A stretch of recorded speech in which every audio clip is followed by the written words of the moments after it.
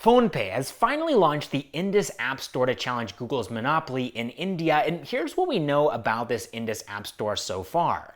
Firstly, they claim to already have over 2 lakh apps on their App Store on the day of launch, but let's talk more about what sets Indus Appstore apart from its competitors, the Google Play Store and Apple's App Store. PhonePe realizes that India is a mobile-first country, and so a lot of people use mobile numbers to log into things instead of email IDs, and so PhonePe has done the same thing for the Indus App Store, making it easier for people to sign up and log in. And then once you are in, you'll find apps in 12 Indian languages apart from just English, and another really interesting thing that they've done here with the Indus App Store is that they've turned it into a video-led discovery platform. Just like you scroll on YouTube Shorts or Instagram Reels to find new content, you can do the same thing on the Indus App Store, scrolling through app trailers to find the one that you might like. Now let's look at the comparison between the Google Play Store and the Apple App Store when it comes to fees and charges, which has been a pain point for most app developers, as these giants charge 15 to 30% on every in-app purchase.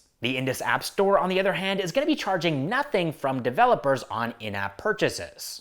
And then another thing, and I found this kind of surprising, is that developers will have the freedom to integrate any third-party payment gateway of their choice. Now, the Indus App Store is also planning on having their own in-app billing solution, but that's going to be optional for developers. Now, looking at listing fees, while Google charges $25 as a one-time listing fee for developers, the Indus App Store is going to make it free for the first year and then plans on charging a nominal fee from 2025 onwards. Now, all of this is great news, but none of it is really going to matter if PhonePe can't get their App Store into smartphones. See, Google and Apple have a huge advantage here. Google, of course, owns Android, and Google's App Store comes pre-installed in every Android device out there. And then Apple, of course, owns iPhones, and so they push their App Store on every Apple device. But PhonePe, well, they have over 500 million users, and so getting people to download a new App Store, I mean, it's possible, but it might be a challenge for them.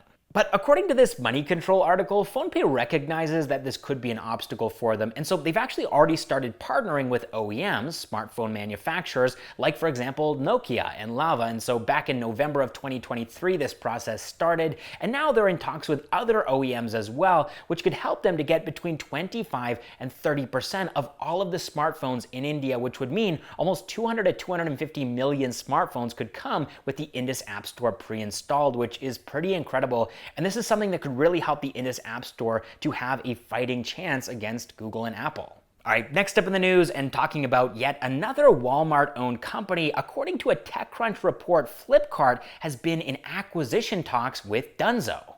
That being said, though, they are finding it difficult to navigate the complexities involved in the ownership structure of Dunzo, because Reliance Retail owns a large chunk of the company's business and even has partnerships with them too, and so it isn't surprising that Reliance Retail hasn't approved this deal just yet. The last time an American e-commerce giant tried to compete with Reliance for the same company, it didn't really work out too well for them. I don't know if you guys remember the whole Amazon and Reliance Retail fight over Future Group's business, but coming back to Dunzo here, according to one of their spokespeople, they've actually not been in talks with anyone for an acquisition. And so it's interesting to look at these two different narratives. On the one hand, you have Dunzo saying that they're not talking to anybody, and it could be that they are in fact talking, but it's just that they don't want the public to actually know about it. They don't want to publicly acknowledge that this is a conversation that they're having. But on the other hand, it's possible that TechCrunch might just be getting some misinformation. So do take this story with a grain of salt. And in fact, Dunzo is saying that they're actually on the path to free cash flow break even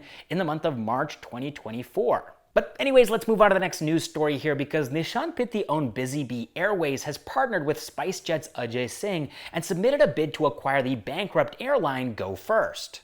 But why does the founder of an online travel company want to buy a bankrupt airline? Well, the Morning Context might have an answer in their recent research article. See, according to the Morning Context, Go First actually owes Nishant's company EaseMyTrip 112 crore rupees, and the hopes of recovering that money aren't high. So Nishant seems to have come up with a plan here, and the plan is pretty simple: to buy Go First, revive it, and then sell it to another airline for enough money to recoup his 112 crore rupees, plus whatever money he's planning on putting into the company to revive it in the first place. And so that's the reason why he's partnered with SpiceJet, because he doesn't really have any experience with airlines, and nor does he have any interest in operating one. So the idea is that Nishant will be putting the entire 600 crore rupees into buying the airline, and then Ajay Singh's SpiceJet will ensure that Go First is operational and generating revenue and profit and is attractive to prospective buyers. Once this is done, they're going to sell the airline to anyone who wants to expand their business in India, and Nishant will have recouped his losses and even made a handsome profit on his investment.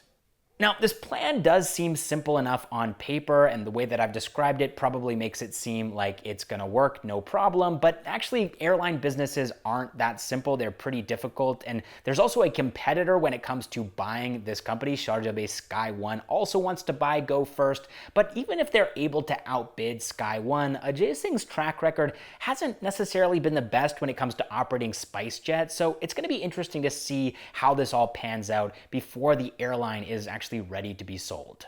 All right, next up in the news, after seeing the success of Zomato's gold subscription plan, quick commerce unicorn Zepto is also experimenting with its own subscription-based membership program called Zepto Pass. So customers can avail Zepto Pass at a cost of 99 rupees per month and get unlimited free deliveries on orders above 99 rupees. Besides free deliveries, they're also offering additional discounts on select products to make the membership even more enticing for their users, and for a limited time, they're also going to be offering Zepto Pass at an introductory price of just 19 rupees per month.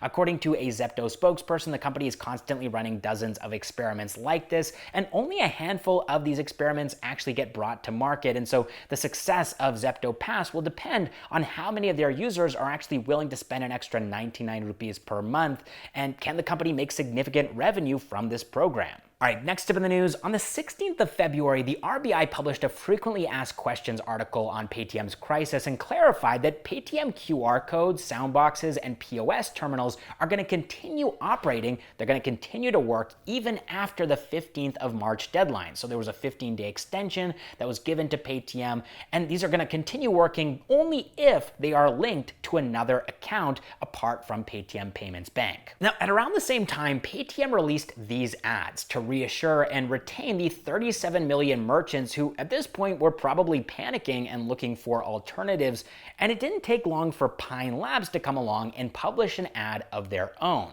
Now clearly this ad is a dig at Paytm, and brands are known to leverage moment marketing, but it can be a double-edged sword, and this has definitely divided social media. So some have applauded Pine Labs for capturing the opportunity, while others weren't so kind and called them out for being classless. All right, next up in the news, it's been a little while since we shared an update on the situation with Byju's, and there have actually been quite a few updates, so I thought it was worth getting into. First of all, Byju's has managed to raise $200 million, but at the cost of cutting their valuation from its peak of $22 billion to just $20 million.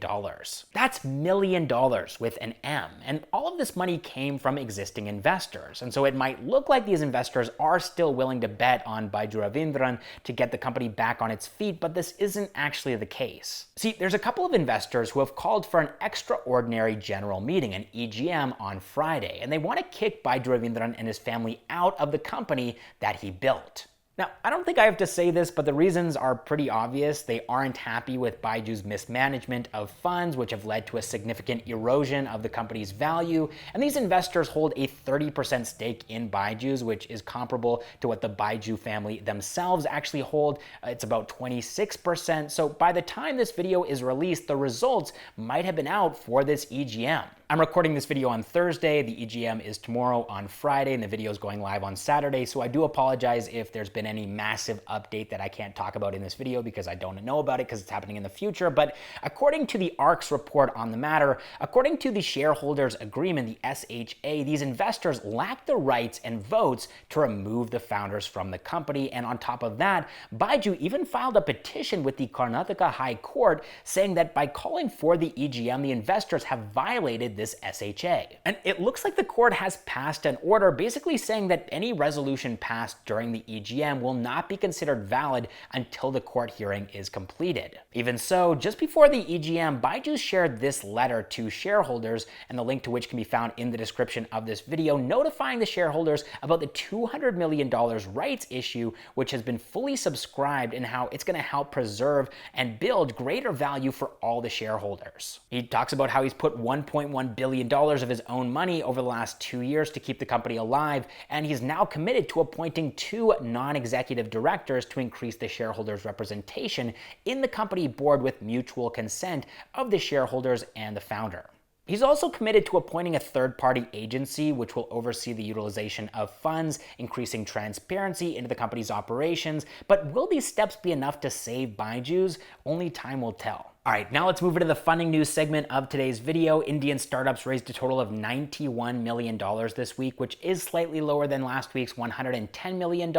But let's talk about some of the companies that actually raised funds this week. First of all, we have Bengaluru-based furniture rental platform Rent Mojo. They raised $25 million in their ongoing Series D round. Next, we have Pune-based ice cream brand NIC. They raised $20 million. And then after that, we have Bengaluru-based EV financing startup Vidya Tech, and they help people to transition to EVs by offering them loans for those EVs and also for the batteries that go into these vehicles, and they raised $10 million in their Series A round. Next, we have Gurugram-based Varaha, which works with farmers to help them transition to sustainable farming, which leads to lower carbon emissions and creates nature-based carbon credits, which are then sold to companies looking to turn carbon neutral, and they raised $8.7 million in their Series A round. After that, we have Bengaluru-based EV two-wheeler manufacturer Pure EV, and they raised $8 million. And then finally, we have a Delhi-based company called Refit Global, which is a marketplace for refurbished smartphones. They raised 2 crore rupees at a 200 crore rupee valuation on Shark Tank India Season 3.